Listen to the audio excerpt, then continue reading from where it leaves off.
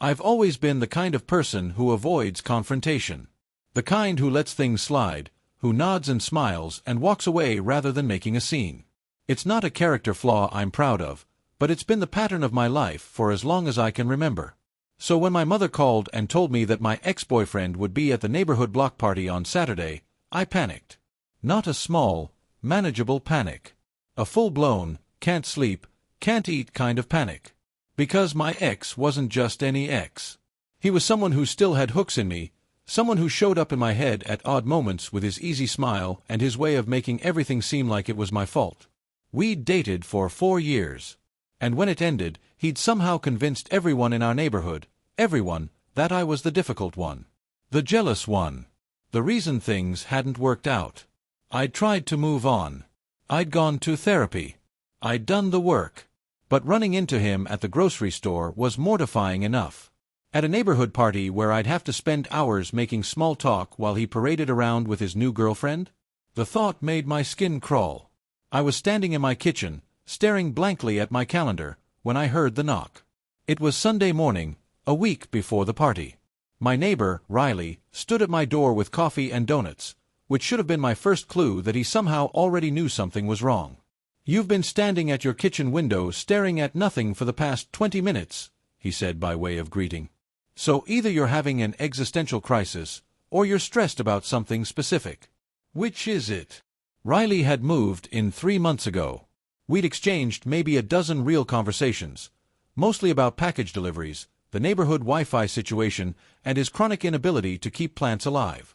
He was the kind of person who smiled at you in the hallway, the kind who seemed genuinely interested when you talked, but maintained a respectful distance. I appreciated that about him. "I'm fine," I lied, taking the coffee anyway. It was exactly how I liked it, which made me wonder if he'd somehow paid attention during our conversations or if this was just a lucky guess. "You're definitely not fine," he said, not unkindly. "What's going on?" I didn't plan to tell him. I opened my mouth to deflect, to give him a vague answer and send him on his way. But something in his expression, something open and genuinely concerned, made me crack. So I told him about the party, about my ex, about my anxiety, about how I'd already considered faking the flu, moving out of state, or simply not showing my face in the neighborhood for the next 6 months. Riley listened without interrupting. He ate one of the donuts. He looked thoughtful. "You need a date," he said finally. I laughed. I couldn't help it. "Yeah, thanks for that advice. I'll just conjure up a boyfriend from thin air." "Or," Riley said carefully, "I could do it."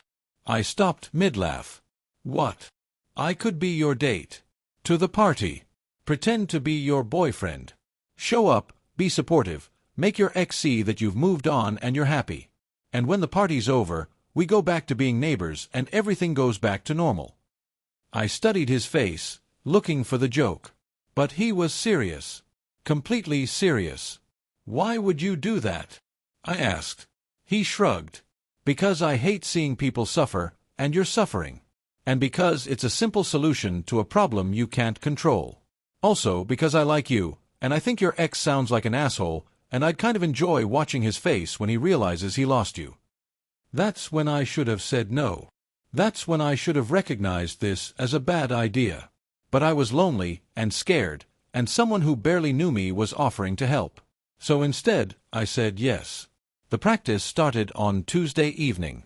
"Okay," Riley said, sitting on my couch with a glass of wine, completely at ease in a way I envied. "Tell me about him. Your ex.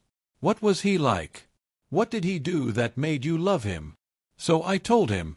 I talked about how charismatic my ex was, how he could walk into a room and make everyone want to be near him, how he made me feel special in the beginning, like I was the only person who mattered, how slowly, so slowly I didn't notice it happening, that changed, how his charm became a weapon, his attention became control.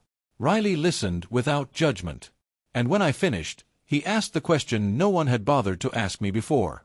"What do you think you were looking for in him that you couldn't find in yourself?" The question landed differently than I expected. It made me think.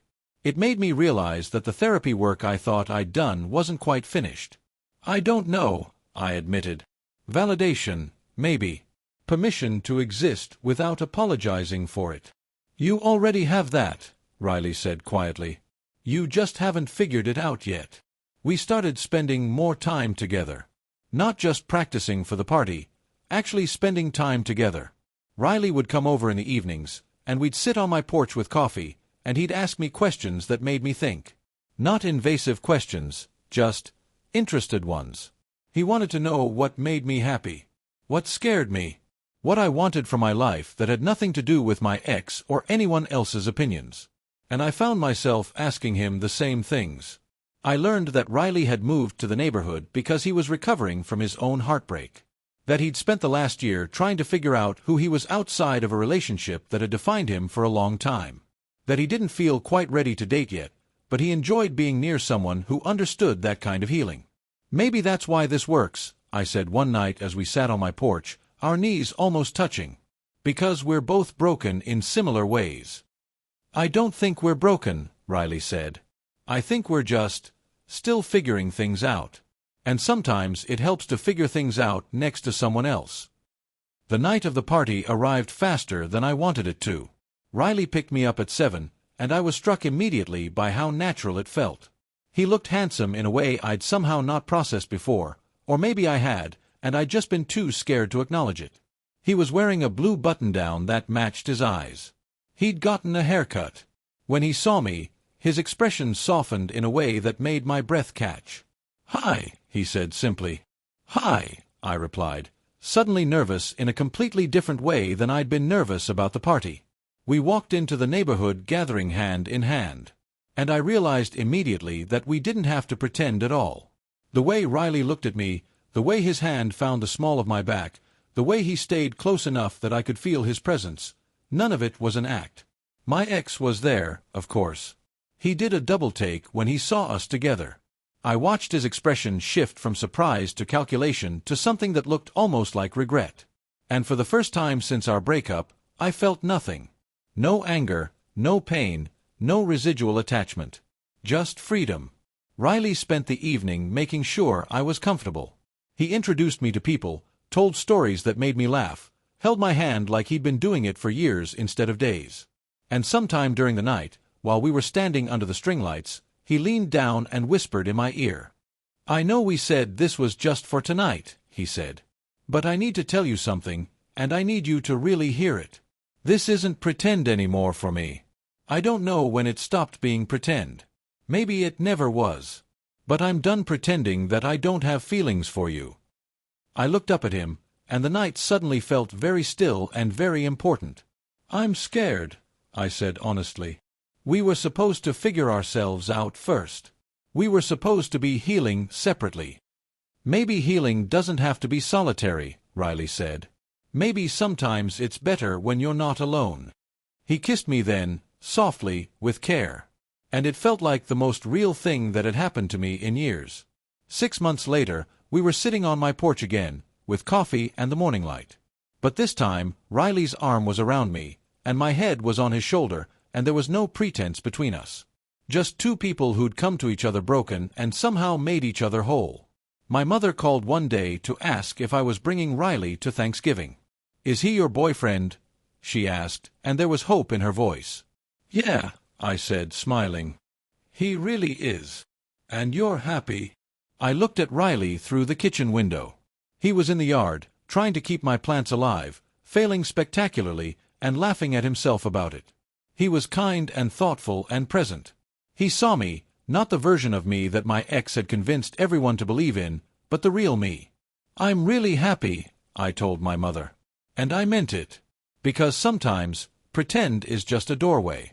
And if you're lucky enough to meet someone on the other side of that doorway, someone who chooses to stay when the pretense is over, that's when you know you've found something real. If you enjoyed this story, don't forget to hit that like button, subscribe for more heartfelt tales, and drop a comment letting us know where you're listening from. We'd love to hear your thoughts and connect with you. Thanks for being part of the Unscripted Stories community.